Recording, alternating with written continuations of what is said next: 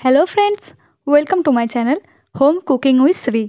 সরু চাকুলি আর পাটিসাপটার পর করে নিয়েছি চুষি পিঠে, যেটা অসাধারণ খেতে হয়।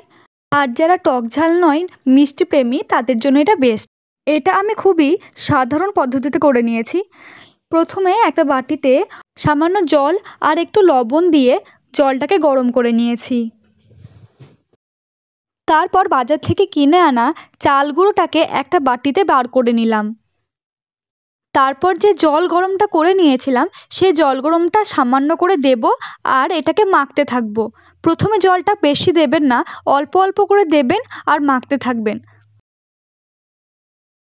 আমরা যেভাবে প্রতিদিনই ময়দা মেখে থাকি, সেরকমই এটাকে মাখতে হবে, যাতে একটা আঠালো ভাব আসে।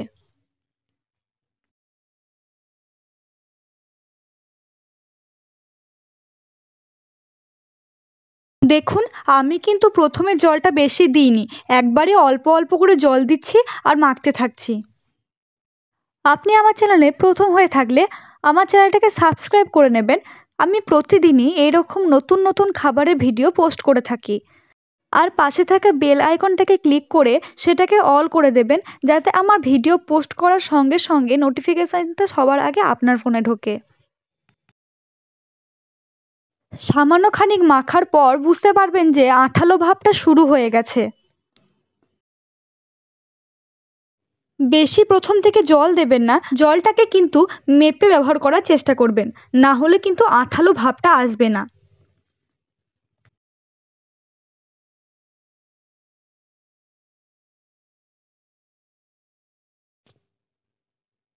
এই যে আমার মাখা প্রায় হয়ে এসেছে। আমি যেমন প্রতিদিনই ময়দা মেখে থাকি, সেই রকমই এটা মেখে নিয়েছি। আপনারাও এরকমভাবে মেখে নেবেন।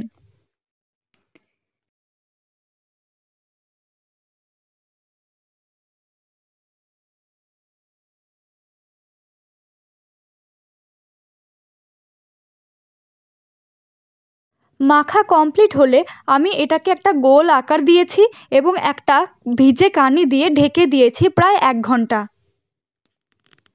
ভিজে কানিটা অবশ্যই ব্যবহার করবেন, না হলে কিন্তু শুকিয়ে যাবে। আর খোলা জায়গায় রাখবেন না, হাওয়াতে রাখবেন না। এটা 1 ঘন্টা পর। 1 ঘন্টা পর আমি কানিটাকে খুলে নিয়ে একটা লেচি কেটে নিয়েছি প্রথমে, আর বাকি চালটাকে আবার আগের মতো ঢেকে দিয়েছি। লেচি কাটার পর বাকি চালগুলোটাকে খুলে রাখা যাবে না, এটাকে অবশ্যই আবার ভিজে কানি দিয়ে ঢেকে দেবেন। এইবার লেচি থেকে এক এক করে চুষিগুলো বানিয়ে ফেলতে হবে। চুষি বানানো খুবই সহজ। এরকমভাবে খুবই সামান্য একটু চাল গুঁড়ো নিয়ে হাতের মধ্যে খানিক ঘষা দিলেই এরকম একটা শেপ চলে আসবে, আর এটাকে চুষি বলে। এই দেখুন, একটু লম্বাটে ভাব হয়ে থাকে এটার। আরও একবার দেখালাম। খুবই সামান্য পরিমাণ নিতে হবে চাল গুঁড়োটাকে, আর সেটা হাতের মধ্যে ঘষা দিলেই তৈরি হয়ে যাবে। এই চুষিটা করতে একটু সময় লাগে, তবে সবাই মিলে করলে তাড়াতাড়ি হয়ে যাবে। এই দেখুন, আমার কমপ্লিট হয়ে গেছে। আমি এক বাটি এই চুষিগুলো করে নিয়েছি।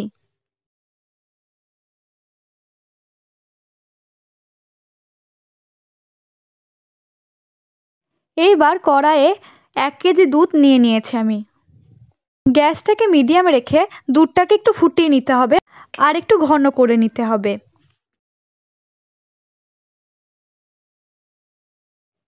দুধটাকে একটু ঘন করে নেওয়ার প্রায় 20 মিনিট পর আমি চুষিগুলোকে কড়াইয়ে দিয়ে দিলাম। দুধটা খুবই গরম থাকে, তাই চুষিগুলোকে খুব সাবধানে দেবেন।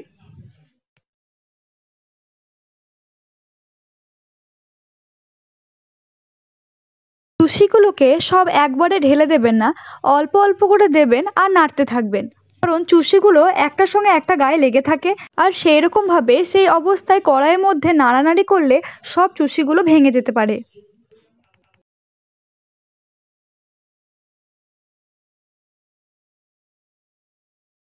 প্রথমে অল্প করে দেবেন, একবার নেড়ে নেবেন, তারপরে আবার দেবেন। এইভাবে আমি কড়াইয়ে চুষিগুলো এক এক করে সব দিয়ে দিলাম।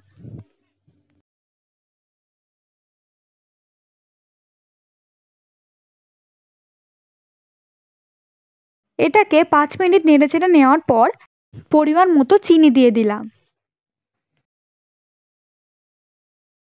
আবার এটাকে ভালো করে নেড়ে চেড়ে নিলাম যাতে সব চিনিটা ভালো করে মিশে যায়।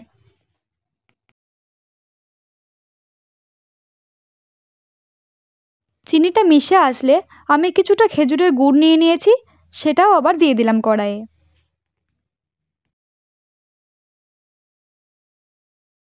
খুব সাবধানে আমি গুড়টা কড়াইয়ে দেওয়ার পর আমি এটাকে ভালো করে নাড়াচাড়া করে মিশিয়ে নিলাম।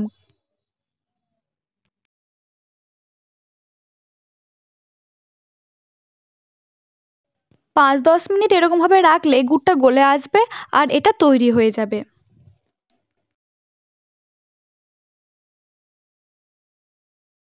এইভাবে আপনিও বাড়িতে খুবই সাধারণ পদ্ধতিতে ভিডিও দেখে চুষি পিঠে বাড়িতে তৈরি করে নিতে পারেন। দেখুন গুড়টা গলে এসেছে আর দুধটাও ঘন হয়ে এসেছে। এটা এখন পরিবেশন করার জন্য রেডি। এটাকে অল্প ঠান্ডা করার পর একটা কাঁচের বাটিতে সার্ভ করলাম।